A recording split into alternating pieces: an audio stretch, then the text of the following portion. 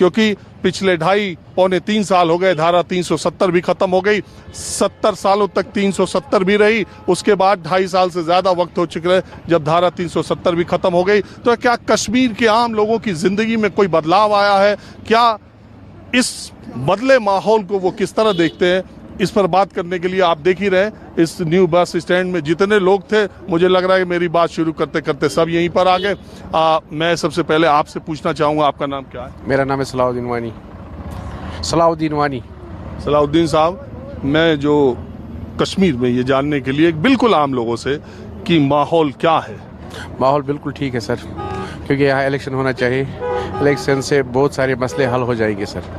मैं जानने यही आया कि डिलिमिटेशन कमीशन का काम पूरा हो जाएगा, तो ऐसा केंद्र सरकार कह रही है कि इस साल के अंत तक चुनाव यहाँ हो सकते हैं, तो चुनाव को कैसे आप देखते हैं? इलेक्शन होना चाहिए सर, क्योंकि इलेक्शन यहाँ की ज़रूरत है सर, क्योंकि किसी भी हालत में यहाँ इलेक्शन से बहुत सारे मसले यहाँ हल होते हैं। आप क्या मानते हैं? कर चाहिए, इसको पता है। आपका नाम क्या है? मेरा नाम मुदस्सर अहमद तांत्रे है। मुदस्सर जी, पहला मेरा सवाल यही है कि धारा 370 के पहले और बाद को आप कैसे देखते हैं? देखिए, धारा 370 के हटने से पहले जो डेवलपमेंट्स यहाँ होती थी, आज अगर आप देखेंगे 5 अगस्त 2019 से लेके अब तक डेवलपमेंट का कहीं पे दिखेगी नहीं आपको। दूसरी बात, जब तक ना आप यहाँ की रिप्रेजेंटेटिव गवर्नमेंट बनाएंगे, जब तक ना यहाँ की असेंबली बने, तब तक कुछ नहीं हो सकता यहाँ। देखिए, धारा 370 हटाने का क्या मकसद था क्या नहीं, यहाँ के लोगों ने वो चीज़ भी एक्सेप्ट की, कहा कि अगर गवर्नमेंट के माइंड में है, चलिए एक मौका दे देते हैं, हटा दीजिए। तो उसके बाद भी यहाँ अगर अमन देखने को मिल रहा है, इतना अमन, इतना सुकून जो है, उसके बावजूद भी यहाँ इलेक्शंस क्यों नहीं होते हैं? और दूसरी बात, आप ये मानते हैं कि अमन हुआ? डेफिनेटली अमन इससे पहले भी आज भी है। देखिए, अगर आप ये नहीं मानते कि अमन हुआ है, तो फिर तो 370 ही ठीक था। 370 हटने के बाद अगर अमन हुआ तो इलेक्शंस क्यों नहीं हो रहे हैं? यहाँ तो home minister of India, honourable home minister of India के ही बयान कंट्राडिक्ट करते हैं। उनने कहा था कि 370 हटने के बाद कश्मीर में अमन आ गया, कश्मीर में पीस आ गया, तो इलेक्शंस क्यों नहीं कराते हैं? अभी हालिया बयान उन्होंने दिया है कि जो डिलिमिटेशन कमीशन, परिसीमन आयोग जो सीटों का बंटवारा करने का काम कर रहा है, मुझे अभी पता चला कि उसके लिए सुप्रीम कोर्ट में भी किसी ने याचिका डाली है। तो उन्होंने कहा है कि ऑन रिकॉर्ड कहा है कि इस साल के अंत तक चुनाव हो सकते हैं, तैयारी सरकार की ऐसी है। जी, देखिए, हम तो 2 साल से यही सुन रहे हैं कि इलेक्शंस होने 6 महीने में, 3 महीने में। बट अगर आप डिलिमिटेशन की ही बात करेंगे, डिलिमिटेशन कमीशन ने ऐसी रिपोर्ट्स बनाई कि जो अगर इस हंदवारा की बात करेंगे, जो इस टाउन के एरियाज है, उनको दूसरे कॉन्स्टिट्यूंसी में डाला गया है, जो टाउन म्युनिसिपल कमेटी को डिवाइड करके रखा गया है। अच्छा, यहाँ म्युनिसिपल के चुनाव तो हुए थे अभी? जी हाँ, यहाँ पहले से म्युनिसिपल और पंचायत के चुनाव हुए थे। अभी कुछ दिन पहले हुए थे? नहीं, बहुत साल पहले हुए, 2-3 साल पहले हुए थे। अच्छा, दूसरे इलाकों में हुए। हाँ। अब मैं ये जानना चाहता हूँ आपसे, अब दूसरी तरफ ये कहा जाता है कि चलो धारा 370, एक लेमैन की तरह मैं आपसे बात करता हूँ और खुले दिमाग से खुली जगह पे बात कर रहा हूँ। कश्मीर के इन इलाकों में शायद कम लोग इस तरह से बात करते हो सड़क पे चलते हुए, लेकिन मैं आपसे ये पूछ रहा हूँ कि बहुत दिन तो 370 रहा भी, अगर वो इतना ही अच्छा कश्मीर के लोगों के लिए था, तो फिर इतनी घटनाएं, इतना पिछड़ापन, आप खुद ही कहते हो, परेशानियां, जो डेवलपमेंट होना चाहिए था नहीं था, अगर ये हटाया गया तो क्या इसको मौका देना चाहिए या इससे बेहतरी की आप उम्मीद देखते हो? देखिए, डेफिनेटली, क्योंकि जो हमें सेंट्रल गवर्नमेंट हमेशा कह रही है कि टाइम नहीं मिला, 370 हटने के साथ साथ ही कोविड हो गया, बाकी चीजें होगी, तो डेफिनेटली टाइम तो देना चाहिए। हम भी वेट कर रहे हैं और सारे कश्मीर देख लीजिए, मैक्सिमम जो मेजॉरिटी ऑफ पॉपुलेशन थी, that was against the abrogation of article, still they are waiting कि अगर गवर्नमेंट ऑफ इंडिया ने, अगर हमारे प्राइम मिनिस्टर ने, अगर ऑनरेबल होम मिनिस्टर साहब ने ये डिसीजन लिया, चलिए हम लोगों ने भी मौका दिया। X2 नहीं चली, यहाँ कोई वारदात ऐसी नहीं हुई जो 370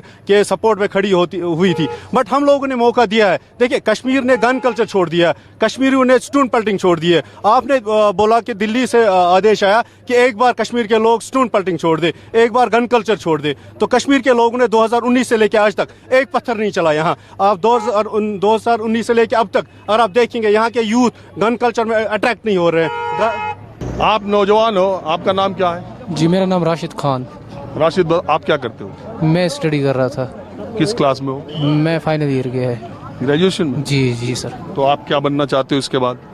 इसके बाद सर मैं केएस करना चाहता हूँ। केएस मतलब? मैं थोड़ा कम जानता हूँ इधर के बारे में। जी सर। ये PhD करना चाहता हूँ सर। PhD। अच्छा, और किस सब्जेक्ट में पढ़ाई कर रहे हैं? जी, हिस्ट्री। आप नौजवानों को क्या लगता है, जी नौजवानों को कश्मीर का माहौल अब कैसा लगता है? नौजवानों को माहौल कश्मीर का तो बिल्कुल माहौल तो यहाँ पे सर ठीक है। हम ट्रांसपोर्ट डिपार्टमेंट के साथ वाबस्ता हैं सर। एक्चुअली हमारा ट्रांसपोर्ट दिन ब दिन अब खस्ता हाल हो जा रहा है। सरकारी की बात कर रहे हो? सरकार की तरफ से सरकार के पास सरकार देखो, ये हम आपका माध्यम से आप पहले से आज यहाँ हम देख रहे 24 न्यूज़ आया कश्मीर में। यहाँ हम फकर से बात आपसे कर रहा था। यहाँ का जो मजदूर लोग हैं उन्होंने हर टाइम गवर्नमेंट के साथ साथ दिया, वो गवर्नमेंट से पीछे नहीं है। आप यहाँ का ट्रांसपोर्ट देखो, पिछले 3 साल से यहाँ का ट्रांसपोर्ट दफन हो गया, क्योंकि हमने गवर्नमेंट को हर टाइम साथ दिया। हमारा गवर्नमेंट ने बोला दफन हो गया, दफन गया, इसलिए यहाँ का गवर्नमेंट सीधा नहीं रहा। अगर यहाँ गवर्नमेंट सीधा रहा था, उन्होंने हमारे ट्रांसपोर्ट के बारे में बोला हम आपको टैक्स माफ करेगा, आपको हम अगर जो टोल टैक्स है उसमें हमको आपको माफ ज़्यादा नहीं देना चाहिएगा, कम देगा, हाफ करेगा। लेकिन हमारा जो भी गवर्नमेंट है यहाँ अभी देखो कश्मीर को यूनिटी बना दिया है, लेकिन हम यूटी बना दिया। हम समझाई उन्होंने इसलिए बनाया कि कश्मीर को कुछ मौका आ जाएगा बोलने के लिए, लेकिन जैसा हम था वैसा ही है। अगर वो लोग अभी भी चाहेगा कश्मीर हमारा है, हम कश्मीर भी है ही उनका है, हम नहीं बोलता गलत कश्मीर उनका नहीं है, लेकिन यहाँ का लोगों को साथ देना, यहाँ का मजदूर लोगों को साथ देना। यहाँ हमको लगता था यहाँ हमारा जो जितना भी एमएलए हुआ है वो हर टाइम गरीब के पीछे नहीं रहा, वो अपने आप के पीछे रहा। यहाँ एक एमएलए भी हुआ था इंजीनियर रशीद साहब, उन्होंने मजदूरों को साथ दिया। क्या पता है किसकी वजह से वो कहाँ है, हम मजदूर लोग हैं, हमको पता ना, हम पेपर पढ़ता है तो ना हम न्यूज़ देखता है। हम सुबह निकलता है शाम। इंजीनियर रशीद की बात कर दी तो थोड़ा दर्शकों को बता दें, इंजीनियर रशीद एक इंजीनियर थे, कंस्ट्रक्शन में थे। उन्होंने इंजीनियरिंग छोड़ करके आए और यहाँ पर काम किया, और कुछ ही दिनों के इलेक्शन का जब अनाउंसमेंट हुआ था उसके बाद इंजीनियर रशीद हंदवाड़ा से चुनाव लड़ने के लिए आए और बहुत ज्यादा वोटों से वो चुनाव जीत भी गए थे। हाँ, सर 1 लाख नारद कश्मीर में उसने इलेक्शन लड़ा है सर, पिछले 2016 नहीं 2018 में। उसके बाद उसने 1,90,000 90,000 उसने मालूम है बहुत ज्यादा वोटों से चुनाव जीते थे इस वक्त पिछले बार। अभी तो जो लास्ट उठा था, जब एमएलए उठा उन्होंने जीत लिया उससे कितना वोट से। लास्ट इलेक्शन तो सज्जाद पार्लियामेंट के लिए उठा है, लास्ट इलेक्शन वो पार्लियामेंट कुछ 30-35 हज़ार वोटों से वो हार गया उन्होंने। अब मैं आपसे ये सवाल पूछता हूँ, बहुत सारे लोग ये मानते हैं कि कश्मीर के खस्ता हाल होने के पीछे कश्मीर की 2 पॉलिटिकल फैमिलीज जो कि सेंटर के अलग अलग पार्टियों से गठबंधन करते रहे, अब्दुल्ला फैमिली और मुफ्ती फैमिली की बात, आप कितना मानते हैं कि इन 2 फैमिलीज का क्या योगदान है कश्मीर? ये बिल्कुल गलत है सर, वो दोनों फैमिली गलत है सर। जो दोनों उन दोनों से नुकसान हुआ है सर, पिछले 70 सालों से खत्म कर दिया इस कश्मीर को। अब जब नया चुनाव होगा, मान लो 6 महीने बाद, 8 महीने बाद, मुझे ऐसा लगता है कि कश्मीर में एक नेताओं की नई फौज, एक नई पौध तैयारी कर रही है चुनाव की, ऐसा लग रहा है आपको? हाँ सर, कर रही है सर। तो वो अपनी अपनी पार्टी बना के या इंडिपेंडेंट बन के या किसी पार्टी के साथ जाके? नहीं, किसी की पार्टी के साथ नहीं जाएंगे, अपनी पार्टियां सब बनाते हैं, अलबत्ता उनको साथ नहीं देंगे। जो पीडीपी है, नेशनल कॉन्फ्रेंस है, चाहे कांग्रेस है, वो छोड़ के।